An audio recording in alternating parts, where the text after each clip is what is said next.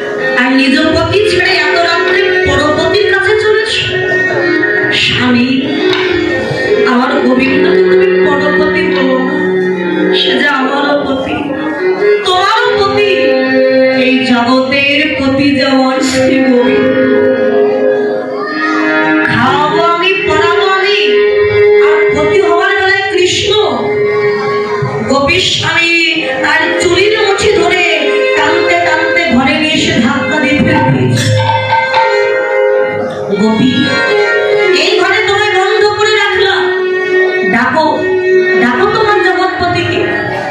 দেখি জগৎপতি তোমায় কি করে।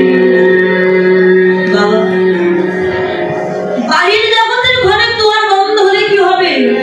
হৃদয়ে মন্দিরের দুয়ার তো বন্ধ করতে পারি। হৃদয়ে মন্দিরের দুয়ার খুলে দিয়ে ডাক দিয়েছে, গোবিন্দ একবার কৃপা করে দেখা দাও।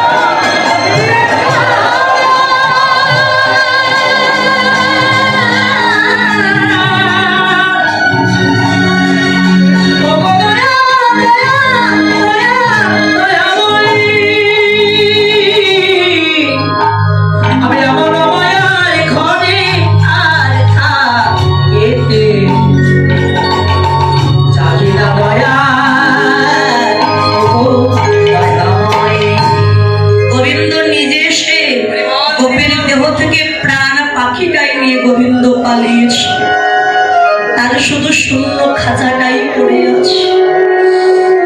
গোপীর স্বামী নিজের ভুল বুঝতে পেরেছে, সত্যি তো কৃষ্ণ আমার পতি, জগতের পতি। আমি যাই আমার গোপীকে জগৎপতির কাছে পাঠিয়ে দেব। ঘরের দুয়ার খুলে দিয়ে ডাকছে গোপী।